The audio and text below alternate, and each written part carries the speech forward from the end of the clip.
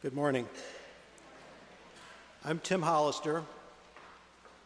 I am a born-again Christian. I am a father and a husband. I am an advocate and a wordsmith. I am a believer in the power of congregations, and I am very lucky to be AHCC. Let me start with words that do not roll easily off my tongue. I have been a member here for 32 years. In 1982, as Jim Kidd's energy was starting to animate and grow this congregation, a co-worker invited me here to see what all the excitement was about. So here's what's happened since. I met a lady in my new member class. The conversation that led to our first date occurred in approximately row 30. There's no historical marker on the pew, but maybe someday. We were married here. Ellen took the administrator's job, intending to try it for 6 months, and stayed 22 years. Jim Kidd taught me how to put my faith into words. We need to deal with the way things are.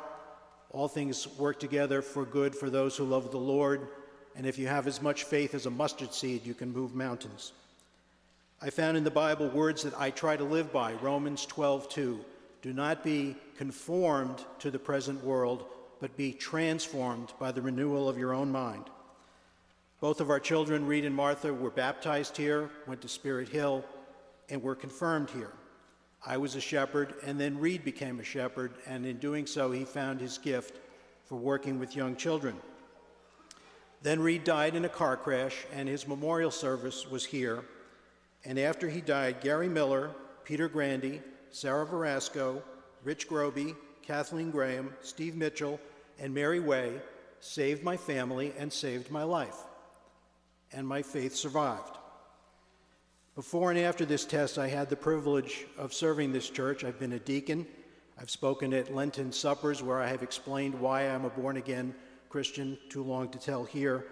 For 18 years, I've helped tell the Christmas story to 5,000 people by carrying the cutest 8 or 9-year-old down the aisle on the log at the Boar's Head. I helped draft your statement on inclusiveness and diversity, and I love the fact that the only qualification to walk into this room and feel comfortable is a willingness to consider the possibilities of faith. I helped recruit Matt Laney. No pressure, I just felt like I had the future of the church in my hands. Meanwhile, my heroes are in this church, people who have faced adversity and tragedy and come through with their faith intact. And frankly, every Sunday morning, this hour in the pew is my most cherished one of the week. So otherwise, I really haven't gotten anything out of being a member of this church. But my point, which I hope you get, is that the most important things that have happened in my life, and I love my day job, but by far the most important things have happened here, and in fact, as we say, in this very room. Last week, Erica said in her sermon that there are people outside this church who need an invitation to walk through that door. And by the way, I hope you all appreciate the outstanding preaching from all of our ministers over the past several weeks. But in closing, I want to ask you to do something.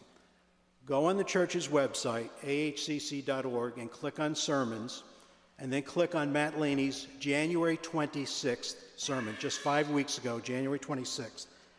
And take that link and send it to someone with a message along the lines of, I invite you to listen to this, and if you like it, come visit with me at AHCC someday. So then 32 years from now, maybe someone else will stand up here and say, a friend invited me to Asylum Hill, and it changed my life.